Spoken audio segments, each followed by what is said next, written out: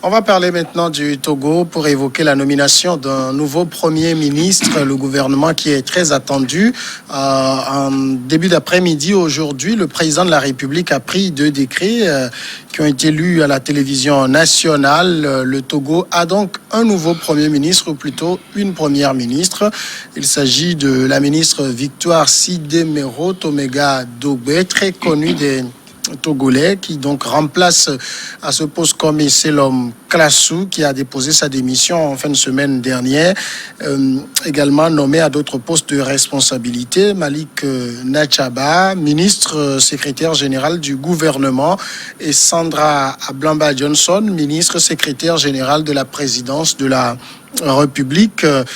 C'est Ambroise Konjo, la première fois, je riais tout à l'heure en lisant mais note, quelqu'un faisait un parallèle bizarre et dit le Gabon a nommé une femme, le Togo aussi vient de suivre. Mais c'est la première fois au Togo qu'on a une femme première ministre et c'est positif.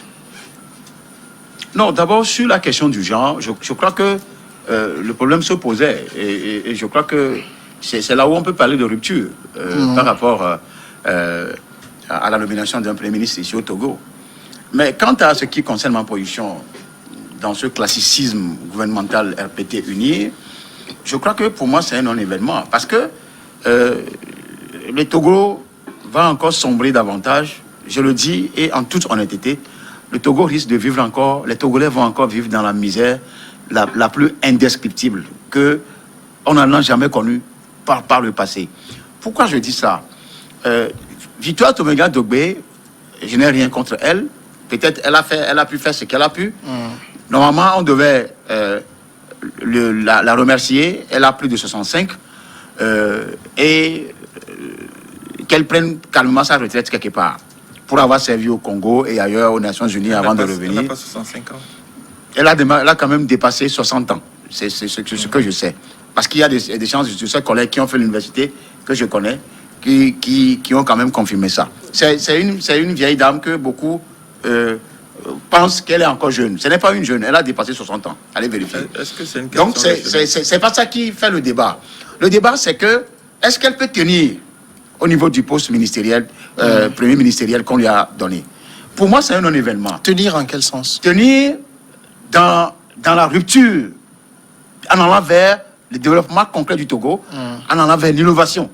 Créer une rupture qu'on puisse comprendre que, voilà une nouvelle Premier ministre qui est arrivée, les choses vont changer. Non, parce que c'est le même système RPT uni qui est là. Et quand on a encore ce même système, pour quelqu'un qui a déjà créé tellement de projets au niveau du ministère du Développement à la base, FAEJ, volontariat, Provonat, machin, je vous dis, même le cas de Provonat, dont on parle, des volontaires qu'on a recrutés, les gens errent maintenant comme des chiens dans la rue. Ils ont fait 5 ans, ils sont laissés pour compte. Il n'y a plus de continuité dans l'emploi. Les gens, ils ont laissé pour compte. Ils se cherchent dans la nature aujourd'hui. Et je n'invente rien. Des faits sont là. Les gens ont des cousins qui sont dedans. Les gens ont leurs femmes qui sont dedans. Et certains sont laissés pour compte. C'est vrai qu'à un moment donné, pour créer un emploi, même si précaire, il y en a eu. Mais il n'y a pas de suivi de la finalité de ce que deviendra ces gens-là. Peut-être créer un concours pour eux, pour qu'ils soient embauchés. Les gens avaient espoir là, mais rien n'a été fait. Avec FAEJ, combien de jeunes, ou je ne sais pas, ils ont tellement créé des choses que je me perds. Là, vous êtes déjà dans son bilan. On va revenir à ça tout à l'heure. Oui, il s'agit de bilan. Oui, on va revenir à ça tout à l'heure. Je voulais écouter Marc Abouflan, d'abord sur la personnalité même, ce choix que le président de la République vient de faire, Madame Victoire Tomega Dogbe. Pour le moment, les temps que nous vivons, la campagne qu'on a connue, les promesses que le président a faites et tout, c'est un bon choix? C'est le meilleur des choix qu'on puisse faire. Et je voudrais peut-être pas répondre à mon confrère, mais tout à l'heure, il parlait de l'âge. Et je ne pense pas que ce soit sur ces critères-là qu'on doit juger la nomination. Non, moi j'ai évoqué Première ministre. Le Premier ministre, on la juge sur ses compétences intrinsèques, sa capacité à occuper le poste. Madame Victoire Tomega est dans le giron présidentiel depuis près de 12 ans. Je viens de voir son âge. Elle doit avoir 61 ans. Donc, elle est née en 59. 61 ans. Donc, elle est présidente. Elle a été directrice de cabinet, ministre du développement à la base. Elle a mené beaucoup de projets à succès, qui sont aujourd'hui des références sur le plan mondial. Et il a cité un certain nombre de projets. Vous savez, quand on évalue un certain nombre de projets au Togo, on ne fait que dire les quelques couacs qu'on constate dans tous les projets de développement. Mais on oublie on ne met pas en face tout ce qu'il y a eu comme réussite. Tous ces jeunes-là qui ont eu un premier emploi grâce, par exemple, à l'NVT, qui ont pu avoir une expérience professionnelle indispensable pour se frotter au monde du travail. Je pense que quand vous prenez le parcours de Madame Victoire Toméga Dogbe, moi je disais dans un éditorial en début de semaine qu'il y avait 3 éléments indispensables que le Premier ministre devrait avoir. Le premier, c'est que ce ne pourra pas être une personnalité de rupture. Les Togolais ont voté à 72%. Il ne faut pas oublier que ce nouveau gouvernement est issu des dernières élections. C'est parce qu'il y a eu le Covid que nous n'avions pas eu rapidement un gouvernement, mais c'est la suite logique des dernières élections. Et les Togolais, en faisant confiance à 72% à Faure Gnassingbé, ne l'ont pas fait pour une rupture. Ils ont fait confiance pour la continuité des actions. Et donc, il faudra forcément quelqu'un qui est au fait des grands dossiers. Secondo, quelqu'un qui a une bonne maîtrise du PND, qui a certainement participé à son élaboration, ou en tout cas qui pourra en défendre les principaux projets qui sont dedans. Et le troisième élément que je relevais, c'est que cette personne-là doit être une personne de résilience, une personne qui est capable de mener des grands projets pour permettre en tout cas à notre pays de traverser cette crise. Parce que le Covid, je pense que la crise sanitaire est passée, elle est derrière nous, à mon avis, et ça peut rester subjectif. Mais la crise à laquelle nous devons faire face, fin de cette année, l'année prochaine, sera la crise économique. Et donc, il faudra un Premier ministre. Et peut-être, c'est pour ça que le choix d'une dame est très pertinent, qui pourra ressentir, en tout cas, ce qu'il faudra à notre économie pour se relever. Et sur ces différentes questions, j'entends quand même Madame Dogbe, quand vous voyez son parcours, vous voyez ses réalisations, vous voyez la personne même qu'elle est, elle est parfaitement la personne qui peut occuper cette responsabilité aujourd'hui. Je note au passage que le président fait quand même la promotion du genre. Vous avez un autre poste important, le premier administratif du pays, donc le secrétaire général de la présidence, qui vient d'être confié à une dame qui est plutôt jeune. Je ne veux là pas discuter de son âge, mais c'est quand même fait montre d'une certaine confiance à la jeunesse. Quand on prend également la nomination de M. Nachaba au secrétariat général du gouvernement. Et donc, pour ces 3 nominations de la journée, je ne veux pas dire un satisfait parce que quand on prend ce que ces personnes ont fait derrière, on peut logiquement s'attendre qu'à leur nouveau poste de responsabilité, qu'ils ou elles, en tout cas, ça doit être le thème consacré prochainement, puissent faire mieux. Madame Dogbe, vous étiez déjà dans son bilan. Elle est aux affaires, ça fait plusieurs années déjà. Est-ce que vous pensez qu'elle a démérité? Non, en fait, cette question, il appartient à Faure Gnassingbé qui l'a nommé de l'évaluer. Bon, s'il l'a nommé, c'est qu'il lui fait entièrement confiance pour son bilan. Oui, nous sommes dans une république positif, presque... C'est une république bizarre. C'est-à-dire que quand Marc parlait de 72%, j'ai ri. Aucun Togolais n'a voté Faure Gnassingbé à 72%. Non, 70, c'est ça. 70, si Dieu même devait... Non, c'est pas 72%, c'est 70,78%. Même 30%, 20%, j'en doute.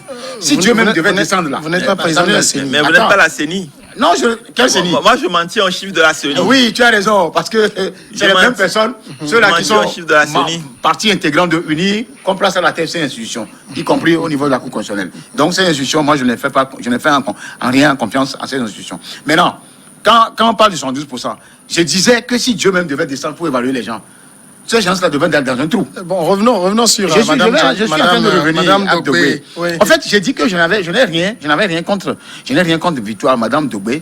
D'abord, elle a fait 12 ans au poste de ministre. C'est déjà bon pour qu'elle parte, pour qu'il y ait d'autres compétences au Togo puissent le faire. Ce n'est pas les compétences qui manquent au Togo. C'est parce que des gens se sont engouffrés dans un trou de UNI et RPT et ils se partagent les gâteaux, ils se partagent tout là-bas. Le problème, c'est ça. Les mêmes personnes, les bagnards, les barquets, ils sont nombreux à être là-bas. Et ils sont seulement là à prendre des bics, à noter, allez, amener ceci ici, amener celui-ci ici. Ils oublient que les gens sont dans une paupérisation très avancée, dans une misère indescriptible. Les gens ont faim dans le pays. Ce ne sont pas les mêmes personnes qu'on ramène. Ça, il faut amener quelqu'un qui rompe avec ce cycle-là. Rumbo était arrivé ici, il est parti. Je crois qu'il n'aimerait plus revenir. Parce que ce qu'on lui a fait cirer de tous les bois, il est reparti. Mais beaucoup de Togolais aussi ont demandé qu'il revienne. Humbo a fait 3 ans et demi ou 2 ans ou quelque chose comme ça. 3 ans et demi. Mais les personnes, Victoire fait partie des personnes qui étaient au cœur de l'action de Humbo, que Humbo a amené pour implémenter sa politique. J'ai la parole, laisse-moi aller, tu reprends la parole. Mais je te donne non, juste des laisse-moi finir, tu parleras. Laisse-moi finir, tu parleras. Je dis Humbo a quand même fait quelque chose que les gens ont apprécié, y compris au sein des journalistes, auprès même de certains cadres de ce pays. Mais quand, dans un pays, on ne pense que unir, les gens ne respirent que unir. Hein. Les gens même écrit devant leur maison unir pour avoir. C'est pas un crime. C'est un fonds de commerce. C'est pas un crime. Non, c'est pas un crime, mais les c'est gens un fonds sont de libres commerce. d'exprimer leur Les appartenance gens politique. affichent la photo de Fagne Assigbe sur leur même jusque dans leur chambre, sur le lit. Ils sont libres. Ils sont libres. C'est un fonds de commerce. Ils sont sur libres. leur profil, c'est Fagne Assigbe. Ils sont libres. Ils font du vovo. Chez nous, on dit du vovo. Ils font du. Je ne sais pas ce que vous leur reprochez. Oui, c'est les gens qui font. Moi, je ne vois pas le lien avec le débat. C'est les gens qui sont. Non, il y a un lien. C'est les gens qui sont dans le fond. Faites le lien. Et on emmène un premier ministre qui est même dans ce même réseau, dans ce clan. Qu'est-ce que Togbé viendra faire? Surtout qui n'est pas venu peut-être, comme un premier ministre qu'on nomme, par exemple, au Mali, qui certes a travaillé au Mali, mais la transition. au vu de sa compétence, je dis tous les projets. Vous ne doutez pas de la compétence de Victoire Dogbé, non? Dogbé, je dis, non, a fait son temps. Pardon? Je prends juste compétence, elle là. Le provenat. Ouais. C'est vrai qu'il y a eu des idées. Mais ce n'est pas elle qui a eu les idées, c'est les gens qui ont travaillé avec elle. Mais les idées sont arrêtées. J'ai l'impression que vous sous-estimez Madame Dogbé. Non, est-ce que c'est une Parce question que de sous-estimer? C'est une femme ou quoi? Non. Moi, j'adule plutôt les femmes. J'ai parlé de la question genre. Oui, quel est le problème avec le problème, c'est qu'elle fait partie du même clan qui dirige depuis 60 ans le Togo et qui nous amène toujours vers le gouffre. Je précise ça. D'accord. C'est le même clan qui nous amène parce que les Togolais en souffrent. Alors, les Togolais vont avoir de nouveaux visages. D'accord, on va venir à ça. Parlant de... Et les gens, quand vous les appelez, ils ne prennent même pas. Les Togolais vont voir de nouveaux visages. Les gens, vous les appelez, ils ne répondent pas. C'est les mêmes Togolais qui ont voté à 70% pour Fagne Assigbe. C'est les mêmes Togolais qui ont voté à 70%. Fagne Assigbe même fatigue les Togolais. Le problème, c'est que c'est vous qui le dites. Les Togolais. Alors, les Togolais veulent qu'ils partent. Parlant de Victoire Dogbé, est-ce qu'on doit parler d'elle comme d'un technocrate ou d'un politique? Non, elle est plus technocrate que politique. C'est vrai que ces dernières années, on a senti qu'elle s'efforçait de faire de la politique, mais vous voyez son profil, elle est plus technocrate. Et pour rappeler, vous savez, les Togolais ont généralement cette référence, Gilbert Humbo a fait ci, Gilbert Humbo a fait ça. Et j'aimerais dire que Victoire Toméga fait partie de cette Togolais, de cette compétence-là que Humbo a déniché, qu'il a ramené au pays et qui lui ont permis d'asseoir son action. Et vous savez, on pourra passer toute la journée à défiler le bilan de Victoire Dogbé. Elle a essayé là où... Elle est allée même sur ce qu'on peut appeler les chantiers battus. Personne ne s'occupait de la finance inclusive dans ce pays. De prendre en compte le fait que cette paupérisation dont on parle, d'autonomiser ces personnes-là pour qu'ils sortent de la pauvreté. Personne ne pensait aux groupements qui sont, que ce soit des groupements de femmes, d'hommes, d'agriculteurs, dans tout le monde. Personne n'a pensé à l'emploi des jeunes. Et pourtant, il y a eu plein de ministères successifs avant qu'elle ne vienne. Elle a initié des projets dans chacun de ces domaines-là. Maintenant, ce n'est pas parce que c'est une femme ou parce que on veut lui adouber le capital politique, dire que c'est du... De toute façon, les Togolais ont élu Fagne Assigbe. L'ont élu pour continuer ce qu'il a fait. Et c'est sur le thème... C'est sur le thème... Vous pouvez me laisser terminer aussi, s'il te plaît. Sur ça, les Togolais ont élu Fagne Assigbe pour continuer. UNIR a battu campagne sur cette thématique, de continuer l'action, de s'engager sur un certain nombre de choses. Et pour mettre en œuvre ce programme présidentiel, on a tous décrié le fait pour Kalassou d'être amorphe, même s'il avait été un premier ministre sur tous les fronts ces dernières années. Heureusement qu'on a, pas loin de la présidence, quelqu'un qui a le profil de technocrate, qui peut aller sur un certain nombre de dossiers. Maintenant, reste à savoir, parce que le poste de Premier ministre aussi, c'est un poste qui gère des questions éminemment politiques. Notamment, c'est vrai qu'il n'y a presque plus d'opposition, ça sera facile de ce point de vue, mais il y a la question des syndicats qui s'annoncent, que ce soit santé, éducation, et donc, elle aura beaucoup de travail. Mais moi, je ne doute pas de ses compétences. Et il ne faut pas estimer que parce que une personne est affiliés. De toute façon, les Togolais ont élu UNIR. Et UNIR ne peut choisir que des compétences en son sein d'abord, avant de voir s'il y a d'autres Togolais qui peuvent faire montre de cette compétence. Les Togolais n'ont pas choisi UNIR. Et je veux peut-être terminer en disant que le prochain gouvernement est attendu. Et ce sera le premier test de Mme Dogbe et de son président sur ce nouveau mandat. Parce que avec le Covid, on n'a véritablement pas pu observer l'action gouvernementale ces derniers mois. Heureusement que les choses ont changé. La composition du gouvernement, déjà comme je le disais tout à l'heure, on fait confiance aux femmes. Il faudrait que cette féminisation du gouvernement se continue. En tout cas, avec l'annonce du prochain gouvernement, il faudrait aussi peut-être un gouvernement plus technique que politique. Parce qu'on l'a vu avec la crise du coronavirus, le Togo qui part déjà perdant sur le PND, où on a besoin de 65% d'investissement privé, aura besoin de technocrates, de gens qui pourront recréer l'environnement pour redonner confiance véritablement, que ce soit aux investisseurs privés, que ce soit aux partenaires multilatéraux. Et donc, à mon avis, Dogbe est la personne à même de conduire cette équipe-là. Reste à savoir la composition du gouvernement dans les prochains jours. Elle a eu le mérite. Elle peut avoir le mérite de chasser certains opportunistes de la présidence là-bas. Ça, c'est un. De deux, d'avoir classé très loin Klassou, parce que les Togolais sont fatigués de Klassou. De toute façon, il était improbable que Klassou revienne. 5 ans de primature. Non, ça, il a battu tous les records de primature. Klassou a fatigué les Togolais. C'est-à-dire que faut même plus jamais imaginer amener un Klassou. C'est ce que les gens peuvent dire de Dogbe. Au moins, Dogbe a vous rappelez qu'au Togo, on a déjà vu des anciens premiers ministres revenir ministres d'État chargés de la santé. Oui, ça, Mali, je me rappelle de Mali. Ça, c'est vrai. Donc, puisque vous rangez Klassou dans les oubliettes, je vous rappelais juste ça. Oui, parce que, tu sais... D'autant plus que l'éducation cherche... Nous, on a rien. Preneur. Vous savez, Dogbe, je ne peins pas totalement Dogbe en noir. Ça, je vous le dis. Dogbe, malheureusement, est fondu dans un clan, dans un régime, c'est le problème de Dogbe. Pas Dogbe en personne. Je voudrais lever cette équivoque-là. Dogbe est malheureusement fondu dans un système où même les ministres, quand vous les appelez, ils ne prennent pas. Y compris Dogbe. Alors que Dogbe n'était pas comme ça. Mais est-ce pas qu'on l'appelle et qu'elle ne prend pas? Non, tout dépend c'est juste un exemple. Si Beaucoup de journalistes, quand dans un pays, vous voulez faire un recoupement en tant que journaliste. Moi, je le dis parce que je le dis. Oui, mais là, vous écrivez officiellement à son cabinet. Non, bien sûr. Vous savez, on n'a pas appris à fonctionner comme ça. Il y a des principe, c'est comme ça. Non, laissez ces histoires-là. Non, en principe, ça reste dans les tiroirs. Non, dans le principe, là vous dites... Nos attachés de presse, nos confrères, on sait ce qu'ils font. Ils sont même pires. Donc, n'évoquez même pas leurs problèmes. Au moins, les ministres, il y a certains qui vous répondent directement. Et c'est bien.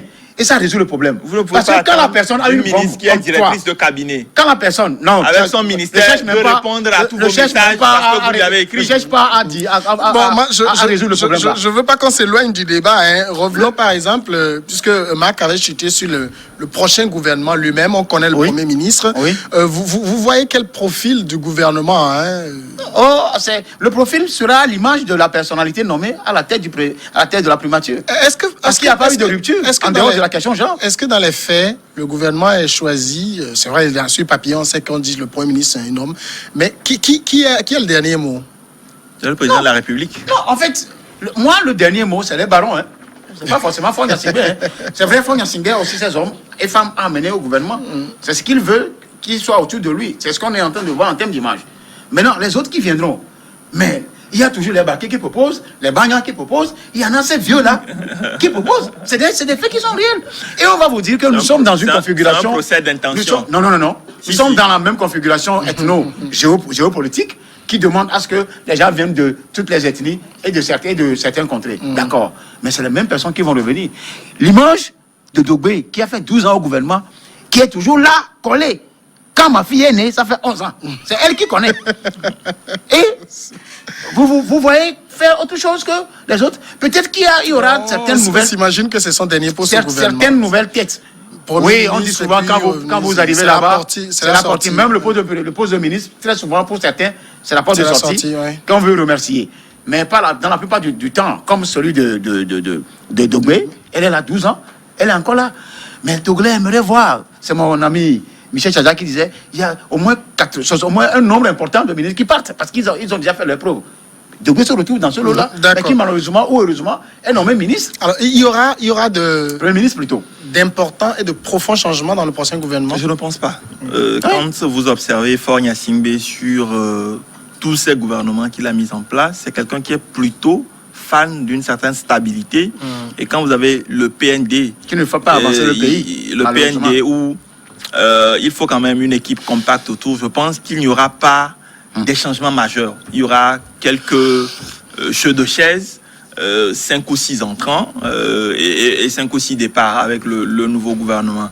Mais il ne faudrait pas, vous savez, c'est vrai que tous les gouvernements ont forcément une configuration géopolitique. Il faut prendre en compte toutes les régions du pays, prendre en compte aussi les fiefs électoraux du président, prendre en compte un certain nombre de postes où il faut forcément les Togolais sont fatigués de la technicité. C'est tout le problème. Mais il faut éviter de faire un procès d'intention à un certain nombre de personnes qui, depuis leur retraite, qui se reposent eux-mêmes, qui des fois sont souffrants et on leur prête le fait de nommer des ministres. Nous avons un peu... Et ça pour nous référer à notre constitution, le président nomme le gouvernement sur proposition du Premier ministre. Et je suppose qu'avec la complicité qu'on a toujours connue avec entre Faure Gnassingbé et Victoire Dogbé, ça ne sera pas difficile pour eux de faire une short list des personnes qui devront... Ce ne sont pas eux qui font. La liste est déjà là. Ils vont publier ça demain ou mercredi. Et comme je le dis, ce sera un gouvernement... Vous savez, notre gouvernement, ces dernières années, a quand même... C'est vrai, avec quand même une certaine mesure de stabilité, mais on a vu que les différents remaniements ont intégré un certain nombre de professionnels et donc de technocrates au sein du gouvernement. Il y a par exemple le ministère de la Sécurité, le ministère de la Justice, le ministère de l'Agriculture. Et donc, à mon avis, on devrait rester sur cette ligne-là avec plus de technocrates. C'est vrai qu'on aura peut-être un ou deux politique pur, comme un certain Bawara qui va peut-être demeurer au gouvernement. Lui, en principe, il doit quitter le gouvernement. Parce qu'il a Boupessi, peut-être. Ah, lui doit partir. Dont on aura besoin. Boupessi doit quitter le gouvernement. Tu ne me laisses pas terminer mon analyse? Non, c'est que quand ils sont les noms, c'est la chair de poule. Parce que les gens, Boupessi doit quitter le gouvernement. Sincèrement. C'est Faure Gnassingbé qui compétence notoire. C'est Faure Gnassingbé qui décide. Il est même le représentant même de l'incompétence notoire. C'est Faure Gnassingbé qui décide. Boupessi va encore foutre quoi au gouvernement? Tout ce qu'il a foutu.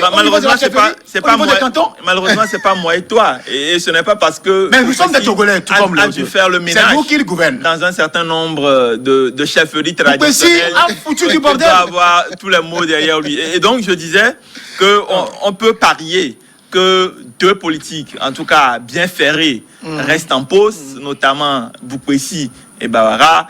On peut, avec l'évolution du secteur, parier aussi que des techniciens comme Noël Bataka restent en poste, Général Yak reste en poste, le ministre Sina, même si elle est la ministre avec la plus grande longévité aujourd'hui au gouvernement, reste également en poste.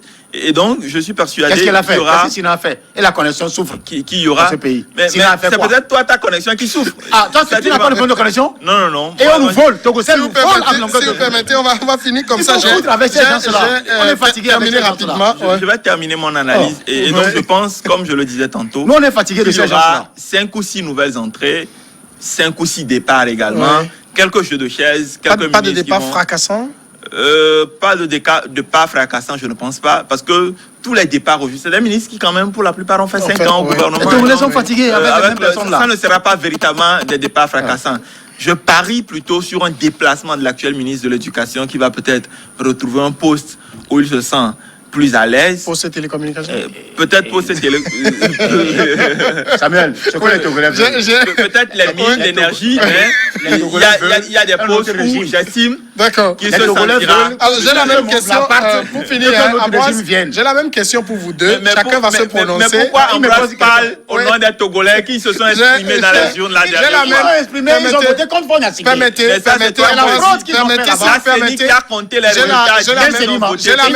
J'ai la même question pour vous deux. C'est une question un peu triviale. Le Premier ministre sert à quoi au Togo?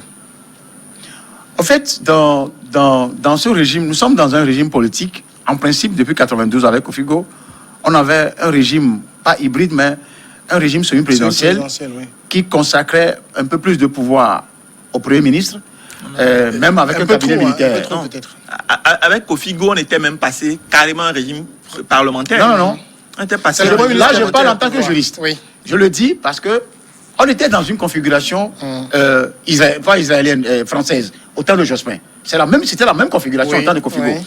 Et le Premier ministre avait aussi sa manette de nommer même au sein du corps militaire. Il avait aussi un cabinet militaire. Ça a fonctionné jusqu'au coup de force de quand Toya a été tué, je me rappelle en 93. Oui. Et les choses ont repris. Et actuellement, nous sommes dans un régime purement présidentiel, où le Premier ministre est devenu pratiquement un valet du président, c'est-à-dire le plus grand des ministres. Voilà, c'est ce que je voulais dire. Et le gouvernement le conseil est dirigé par le président lui-même, le gouvernement fait par le président, et c'est une feuille de route que trace le président à travers le Premier ministre dont les ministres sont en train de conduire. Donc nous sommes aujourd'hui dans un régime pas forcément... Tu es en contradiction avec toi-même. Non. Nous sommes dans un régime présidentiel de fait, qui ne reflète pas le caractère constitutionnel même de notre État. Parce que c'est vrai que à l'Assemblée, on a le président a ses hommes à l'Assemblée. Donc, accompagne le gouvernement. Ça aurait été peut-être, en principe, nous sommes dans un régime semi-présidentiel. Si c'est les opposants qui étaient à l'Assemblée, on serait dans la configuration de Kofi Go en son temps. Oui. Alors, donc, même question, le Premier ministre sert à quoi au Togo? Le Premier ministre a un rôle très important. D'autant plus, c'est vrai que nous sommes dans un régime présidentiel, mais le Premier ministre a la charge de la coordination gouvernementale. Et malheureusement, vous savez, nous avons beaucoup de postes. C'est les personnalités qui vivifient ou donnent vie à leur poste. La preuve, en moi, c'est pour ça que je disais qu'il était en contradiction avec lui-même. Je suis jamais en C'était contradiction avec l'exemple de Ungbo, par exemple, qui a été un Premier ministre qui ne s'est jamais fait effacer par son président. On l'a vu à l'action, on l'a vu coordonner l'action gouvernementale. Par contre, on a vu un Komi Klassou, un Artem Ouamouezounou avant, qui était plutôt très effacé, plutôt discret. Et moi, ça, c'est autre chose. J'en étais arrivé même à parier que le président de la République n'aime pas trop les premiers ministres qui se font trop voir. Et donc, il a parié sur ces 8 dernières années sur des premiers ministres plutôt discrets. Mais je pense que il évite qu'on le fasse de l'ombre. Dogbe devra incarner ce poste. Il peut être un premier ministre à la Ungbo, un premier ministre à la Artem ou encore à la Klassou, ou mieux, un premier ministre à la Dogbe, tel qu'on l'a connu déjà. Et si elle continue le leadership qu'elle avait déjà à la présidente de la République et dans son cabinet ministériel, à la tête de la primature, je pense la question que posait Samuel se renvoie vers une question de régime politique. Pas forcément. Bon, en tout cas, moi j'ai eu les réponses que j'attendais. C'est pourquoi moi j'ai donné cette réponse. Avec Dogbe, peut-être ce qu'il faut vraiment... C'est une question qui... Ce que peut-être les gens n'ont plus vraiment envie d'entendre, c'est toujours que le Premier ministre nous dit sous la haute impulsion du président de la République. C'est ça. Non, il n'est pas le seul. Il n'est pas le seul. Oui, c'est ce qu'on veut éviter d'entendre maintenant. On veut voir un Premier ministre qui assume ses responsabilités. Vous avez même des ministres. Vous avez des ministres qui travaillent sous la haute impulsion du chef. Vous avez des directeurs généraux de société, même des attachés de cabinet qui des fois fonctionnent. Ça, je pense que c'est une culture malsaine. D'accord, merci Marc. Merci Ambroise Ponjo. Merci à... Ils veulent qu'il parte au moins une fois pour de bon.